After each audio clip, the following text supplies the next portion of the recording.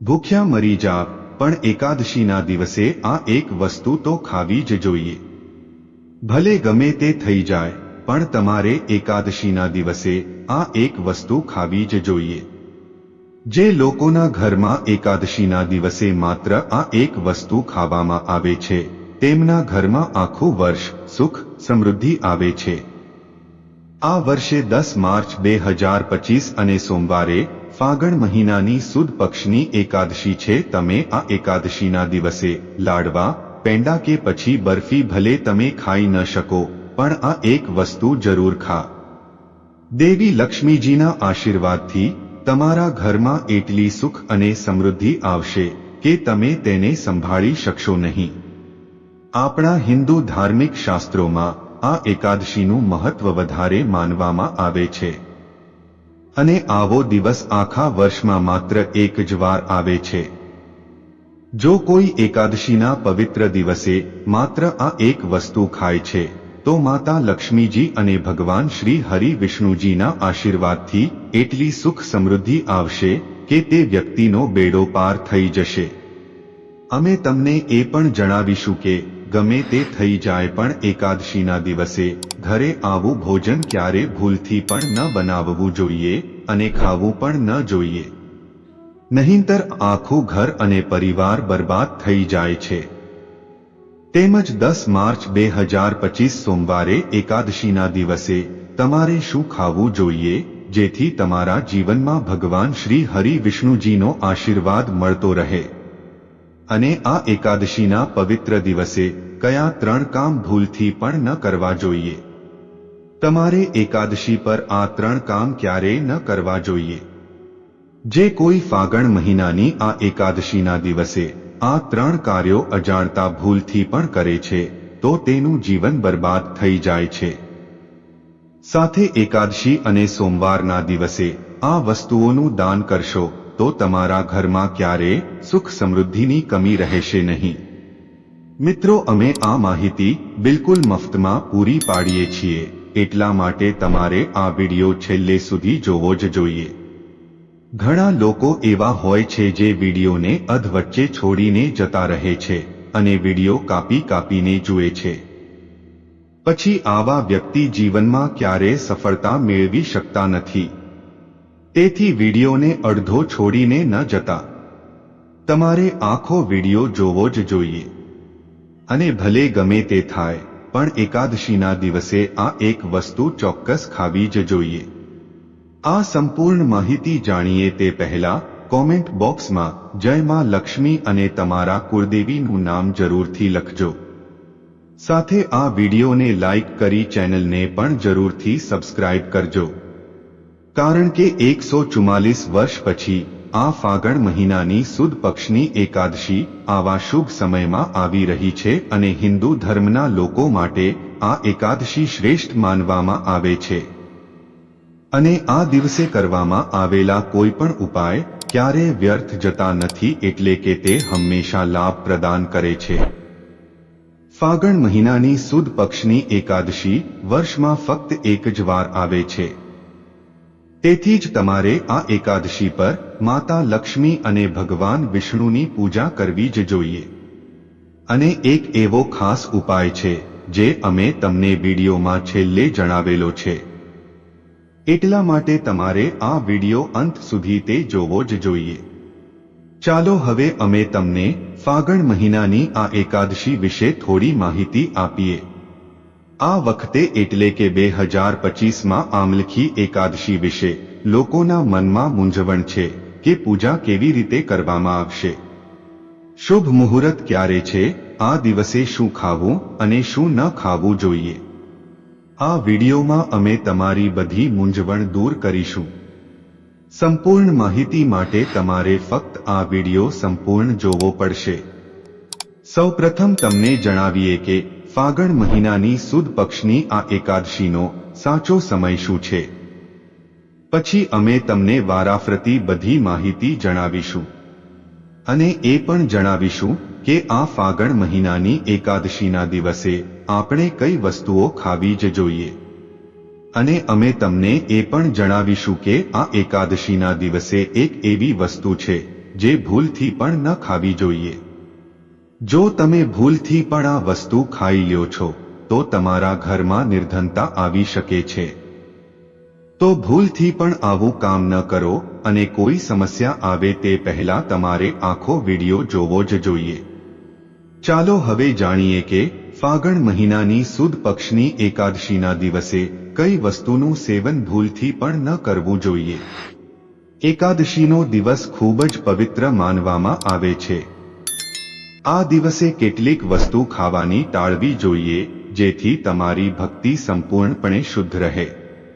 તેમાં સૌથી પહેલી વસ્તુ છે માંસાહારી ખોરાકનું સેવન.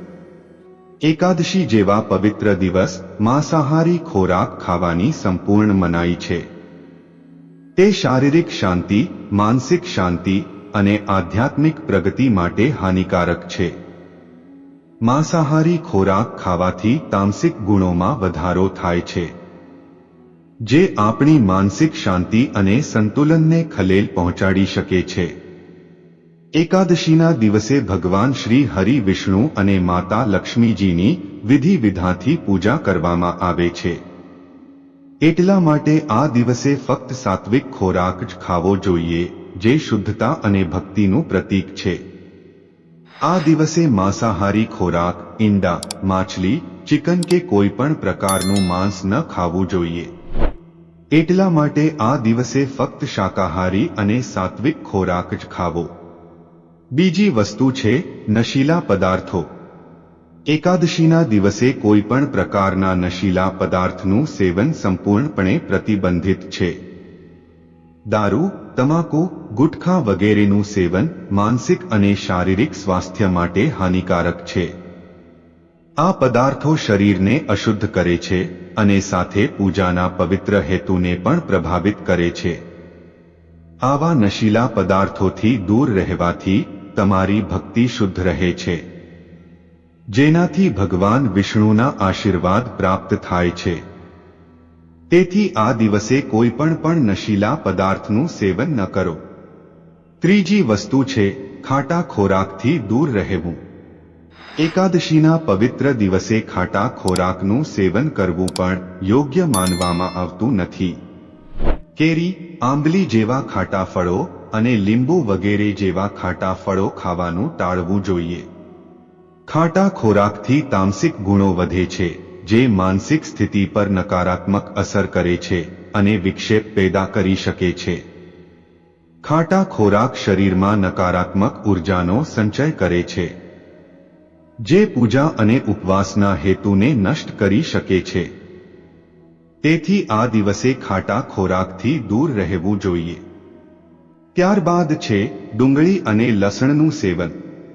એકાદશી જેવા પવિત્ર દિવસે ડુંગળી અને લસણનું સેવન પણ પ્રતિબંધિત છે. ડુંગળી અને લસણ તામસિક ગુણોથી ભરપૂર હોય છે અને તે વ્યક્તિના માનસિક સંતુલનને પણ અસર કરી શકે છે.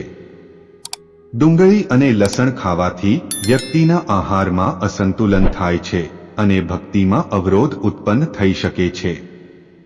એટલા માટે આ દિવસે આ બંનેનું સેવન ન કરો, જેથી તમારી ભક્તિ શુદ્ધ રહે અને તમારી માનસિક સ્થિતિ સંતુલન રહે. ખાંડ અને મીઠાઈનું સેવન. એકાદશીના દિવસે ખાંડ અને વધુ પડતી મીઠાઈઓથી દૂર રહેવું જોઈએ. વધુ પડતું મીઠું કે ખાંડયુક્ત ભોજન રાજસ અને તામસિક ગુણોમાં વધારો કરે છે, જે ઉપવાસના હેતુને પ્રાપ્ત કરવામાં અવરોધો ઊભા કરી શકે છે. જો કે કેળા, સફરજન, નાળિયેર વગેરે જેવા હળવા મીઠા ફળોનું સેવન કરી શકાય છે. મીઠા ફળો આહારને સંતુલન કરે છે અને ભક્તિમાં કોઈ અવરોધ ઉત્પન્ન કરતા નથી. વિડીયોમાં આગળ વધતા પહેલા જો હજુ સુધી તમે કોમેન્ટ બોક્સમાં જય માં લક્ષ્મી અને જય શ્રી વિષ્ણુ ભગવાન નથી લખ્યું તો જરૂરથી લખી દેજો. ચાલો હવે જાણીએ કે ફાગણ મહિનાની સુદ પક્ષની એકાદશીના દિવસે કયા કામ ભૂલથી પણ ન કરવા જોઈએ. આ દિવસ ખાસ કરીને ધ્યાન અને ભક્તિ સાથે ઉજવવામાં આવે છે. તેથી કેટલીક બાબતોનું ધ્યાન રાખવું ખૂબ જ મહત્વપૂર્ણ છે. એકાદશીના દિવસે તુલસીના છોડની પૂજા કરવાનું વિશેષ મહત્વ છે, પરંતુ તુલસીના પાન આ દિવસે ભૂલથી પણ ન તોડવા જોઈએ. જો તમે ભગવાન શ્રી હરિ વિષ્ણુને તુલસીના પાન ચડાવવા માંગતા હો તો એક દિવસ પહેલા તુલસીના પાન તોડીને ભગવાન વિષ્ણુને અર્પણ કરી શકો છો. એકાદશીના દિવસે વાળ અને નખ કાપવાનું પણ ટાળવું જોઈએ. આ દિવસ પવિત્રતા અને ભક્તિનો છે, અને આ દિવસે શરીરના કોઈ પણ ભાગને કાપવાથી આ પવિત્રતા તૂટી શકે છે. એકાદશીના દિવસે ચોખા ખાવાનું સંપૂર્ણપણે પ્રતિબંધિત માનવામાં આવે છે. ધાર્મિક માન્યતાઓ અનુસાર ચોખા ભગવાન વિષ્ણુના રોમમાંથી ઉદ્ભવ્યા હોવાનું માનવામાં આવે છે. તેથી આ દિવસે ભાત ન ખાવા જોઈએ. ધાર્મિક માન્યતાઓ અનુસાર એકાદશીના દિવસે કોઈની સાથે લડાઈ કે ઝઘડો ન કરવો જોઈએ. આ દિવસ શાંતિ અને સુમેળનો છે, અને તેને શાંતિપૂર્ણ રીતે ઉજવવો ખૂબ જ મહત્વપૂર્ણ છે. એકાદશીના દિવસે સવારે મોડે સુધી સૂવાનું ટાળવું જોઈએ. આ દિવસનું મહત્વ શારીરિક અને માનસિક રીતે સજાગ રહેવાનું છે. તેથી આ દિવસે વહેલા ઉઠીને ભગવાન વિષ્ણુની પૂજા અને ભગવાનનું ધ્યાન કરવું જોઈએ અને તમારી ભક્તિને મજબૂત બનાવવી મહત્વપૂર્ણ છે. સનાતન ધર્મમાં આ એકાદશીનું વિશેષ મહત્વ છે. ચાલો હવે આપણે આ એકાદશીનું મહત્વ, શુભ મુહૂર્ત અને પૂજા પદ્ધતિ વિશે જાણીએ. હિન્દુ કેલેન્ડર મુજબ આ વર્ષે ફાગણ મહિનામાં સુદ પક્ષની એકાદશીની તિથિ 9 માર્ચે સવારે 7:45 વાગ્યે શરૂ થશે અને 10 માર્ચે સવારે 7:44 વાગ્યે સમાપ્ત થશે. આવી સ્થિતિમાં ઉદય તિથિ અનુસાર આ વર્ષે ફાગણ મહિનાની શુદ્ધ પક્ષની એકાદશી 10 માર્ચ 2025 અને સોમવારના દિવસે ઉજવવામાં આવશે. તો ચાલો હવે આપણે આ એકાદશીની પૂજા પદ્ધતિ વિશે વિગતવાર જાણીએ. એકાદશીનો ઉપવાસ ખૂબ જ પવિત્ર અને લાભદાયી માનવામાં આવે છે. આ દિવસે ભગવાન વિષ્ણુ અથવા તો શ્રી કૃષ્ણની વિશેષ પૂજા કરવામાં આવે છે. તો ચાલો આ વ્રતની સંપૂર્ણ પૂજા પદ્ધતિ વિશે જાણીએ, જેથી તમે તેને ભક્તિ અને શ્રદ્ધાથી પૂર્ણ કરી શકો.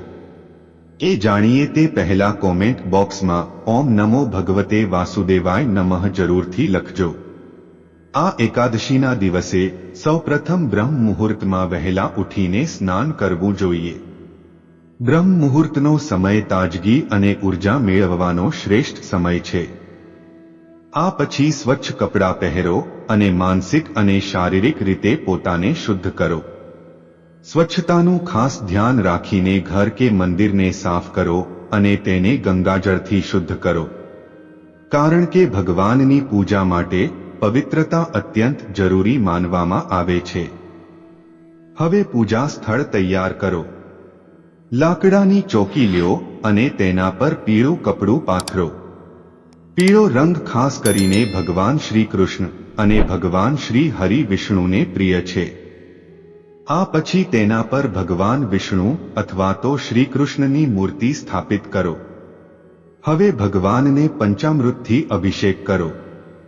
પંચામૃતમાં દૂધ, દહીં, ઘી, મધ અને ખાંડ ભેળવીને ભગવાનની મૂર્તિને અર્પણ કરો. આમ કરવાથી આપણને ભગવાનના આશીર્વાદ મળે છે. આ પછી ભગવાનને પીળા ચંદન, અક્ષત, પીળા ફૂલો અર્પણ કરો. પૂજા દરમિયાન આ બધું ભગવાન વિષ્ણુ અથવા તો ભગવાન શ્રી કૃષ્ણને સમર્પિત કરવાથી તમારી શ્રદ્ધા અને ભક્તિ પ્રગટ થાય છે. પૂજા દરમિયાન આ એકાદશીની વ્રત કથાનો પાઠ કરો. આ ખૂબ જ મહત્વપૂર્ણ છે. આ ઉપરાંત વિષ્ણુ ચાલીસાનો પાઠ પણ કરો. વિષ્ણુ ચાલીસા વાંચવાથી ભગવાન વિષ્ણુનો વિશેષ આશીર્વાદ મળે છે અને જીવનની બધી મુશ્કેલીઓ દૂર થાય છે. હવે પૂજા પછી ભગવાનની આરતી કરવી જોઈએ અને તેમને પ્રસાદ અર્પણ કરવો જોઈએ. પ્રસાદ ચડાવતી વખતે તમારી ઈચ્છાઓની પરિપૂર્ણતા માટે હૃદયપૂર્વક ભગવાનને પ્રાર્થના કરો. ભગવાનની આરતી કરવાથી ઘરમાં સુખ શાંતિ રહે છે.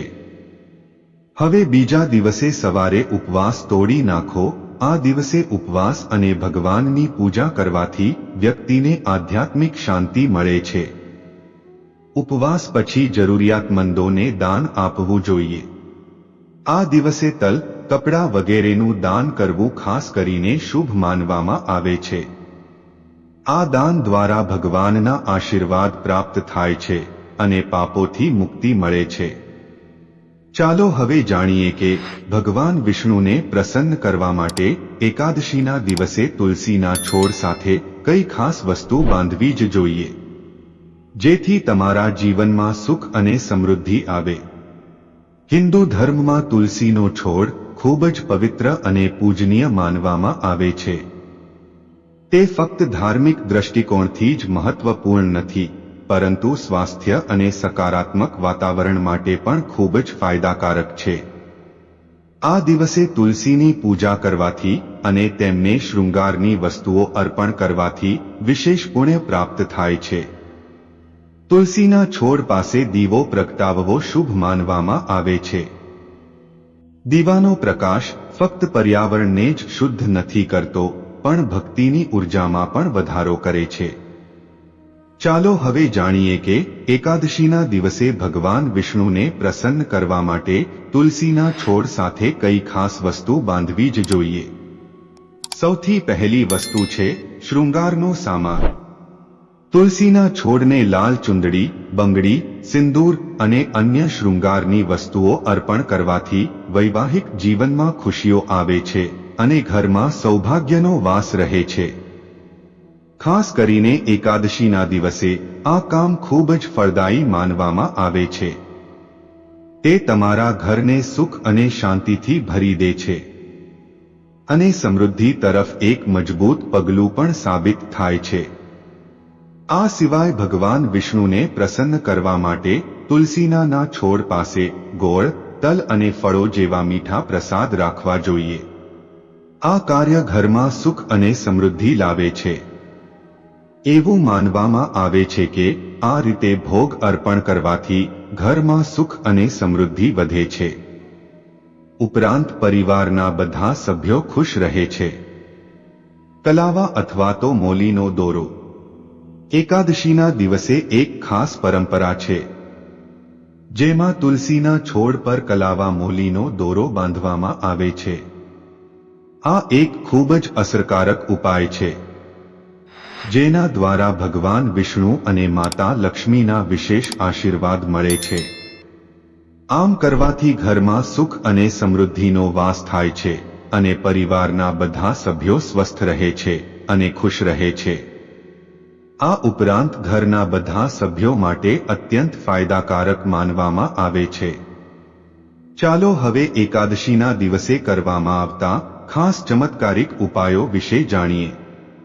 જો તમે લાંબા સમયથી દેવાના બોજ હેઠળ દબાયેલા છો, તો આ દિવસ તમારા માટે ખૂબ જ ફાયદાકારક સાબિત થઈ શકે છે. એકાદશીના દિવસે કરવામાં આવેલા ઉપાયો તમારા જીવનમાં શાંતિ, સમૃદ્ધિ અને સકારાત્મક પરિવર્તન લાવી શકે છે. કર્જામાંથી મુક્તિ મેળવવાનો પહેલો ઉપાય. એકાદશીના દિવસે સ્નાન વગેરે કર્યા પછી પીપળાના ઝાડની આસપાસ કાચો દોરો 11 વાર વીંટાળવો. પરિક્રમા પૂર્ણ કર્યા પછી પીપળાના ઝાડના મૂળમાં પાણી અર્પણ કરો અને કર્જમાંથી ઝડપથી મુક્તિ માટે હાથ જોડીને પ્રાર્થના કરો. આમ કરવાથી તમારા પર દેવાનો બોજ જલ્દી ઓછો થઈ શકે છે અને તમારું જીવન ફરીથી ખુશહાલ બની શકે છે. વિષ્ણુ સહસ્ત્રનામનો પાઠ કરો. એકાદશીના દિવસે વિષ્ણુ સહસ્ત્રનામનો પાઠ કરવો પણ ખૂબ જ શુભ છે. આ વાચન ભગવાન વિષ્ણુની અનંત કૃપા પ્રાપ્ત કરવાનો એક અદ્ભુત માર્ગ છે. આ મંત્રનો નિયમિત જાપ કરવાથી વ્યક્તિના પાપો દૂર થાય છે અને જીવનમાં શાંતિ અને સકારાત્મકતા પણ વધે છે. તો મિત્રો, જો તમને આ વિડિયો પસંદ આવ્યો હોય તો વિડિયોને લાઇક અને શેર જરૂરથી કરજો અને કોમેન્ટ બોક્સમાં જય માં લક્ષ્મી જરૂરથી લખજો. સાથે અમારી ચેનલને સબસ્ક્રાઇબ કરીને બાજુમાં આપેલા બેલ આઇકનને પ્રેસ કરી ઓલ ઉપર સેટ કરી દેજો, જેથી તમને નવા વિડીયોની નોટિફિકેશન તુરંત જ મળે।